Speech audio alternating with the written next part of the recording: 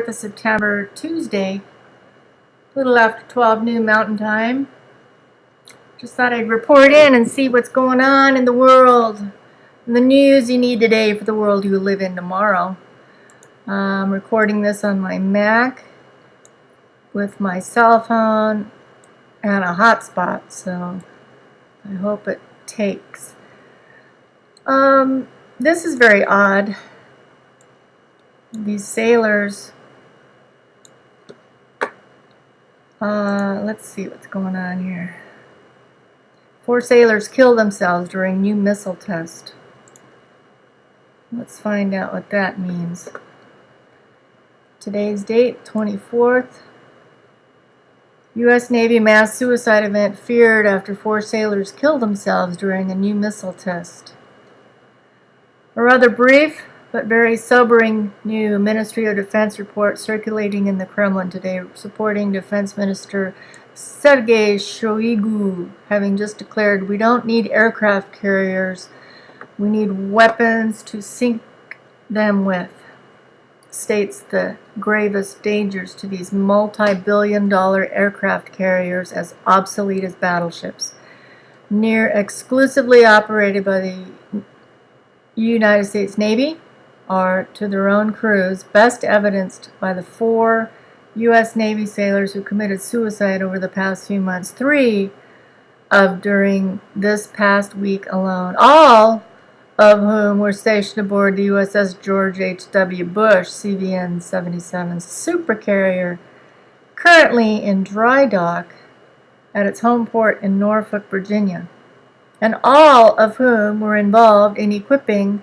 this supercarrier with the stealthy anti-ship cruise missile under development for the United States Air Force and United States Navy by the Defense Advanced Research Project Agency, otherwise known as DARPA, called the AGM-158C LRASM, whose staggering amount of radio frequency radiation, or RFR, the U.S. Navy accurately warns, can result in adverse acute, immediate effects on people, such as involuntary muscle contractions, electrostimulation, electrical shocks or burns from touching metal objects in the RFR fields, and excessive heating of tissue, thermal damage, but who deliberately failed to include in this warning their own U.S. government scientific findings proving that it also causes suicides, thus leading to concerns that these 4 U.S. sailor deaths may be the precursor to a mass suicide event occurring.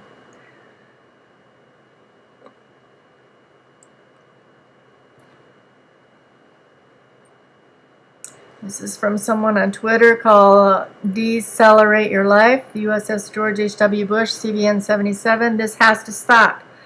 Just this morning, you lost a chief to suicide. How many is that this year? You are letting too many of your sailors feel like they are hopeless and without any other choice. I will continue to use this platform to hold people accountable for failing their sailors. This is Decelerate Your Life on Twitter. Continuing on here, according to this report with top U.S. mill experts, now warning that if a U.S. Navy carrier was ever sunk, World War III would begin, and Commie China preparing to do exactly that with their new bombers able to carry huge anti-ship ballistic missiles, virtually unknown to the American people, is that nearly all of the U.S. Navy's fleet of warships have almost no ability to engage hostile enemy forces, and whose remedy for sees the U.S. Navy adapting for its warships a weapon derived from a U.S. Air Force munition called the Joint Air-to-Surface Standoff Missile, and which the U.S. Navy is calling its version of the Long-Range Anti-Ship Missile, or LRASM.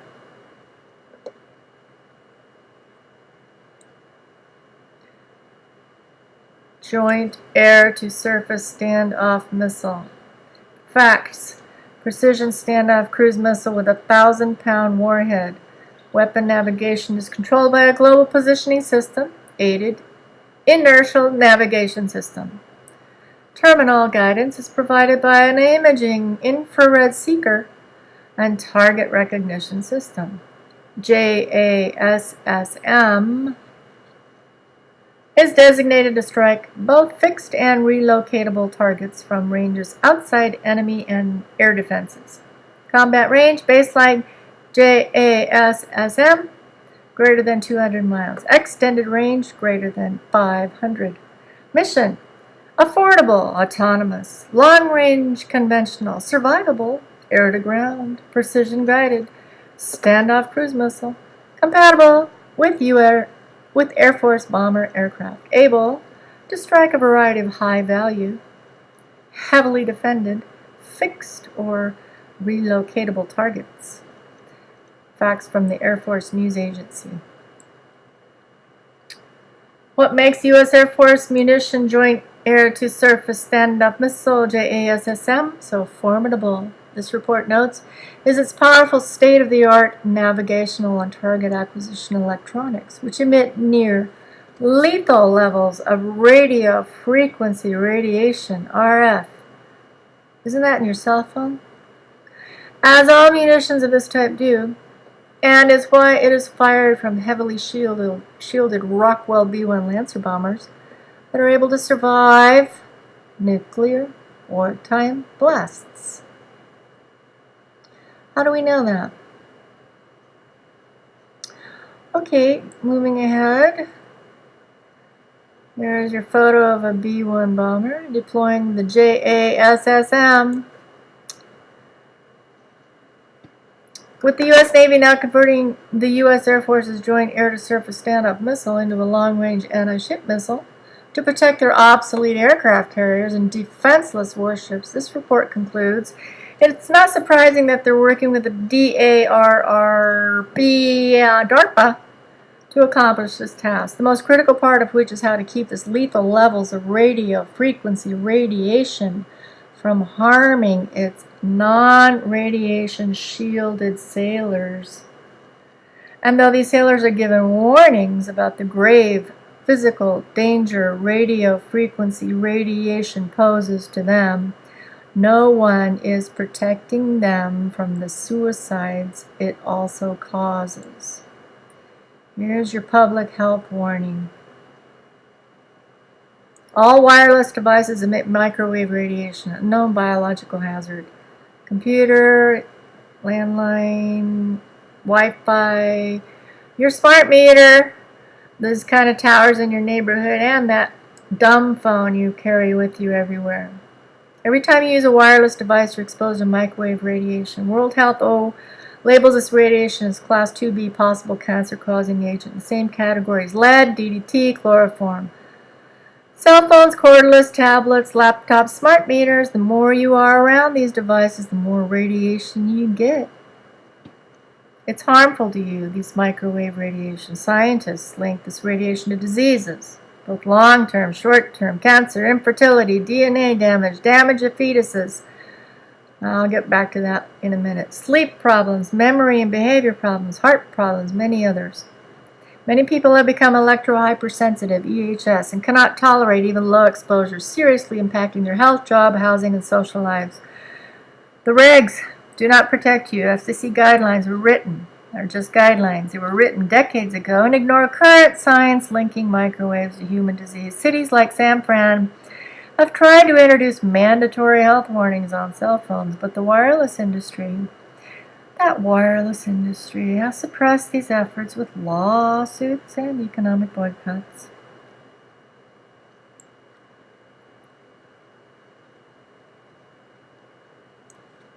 U.S. Navy gives the same protection against electronic radiation dangers to its sailors as the American people receive from their government. None. Please go to this website, www.stopsmartmeters.org. And you may use this article All rights reserved. Permission to use this report in its entirety is granted under the condition it's linked to the original source at whatdoesitmean.com. Free-based content license under CC BY and GFDL.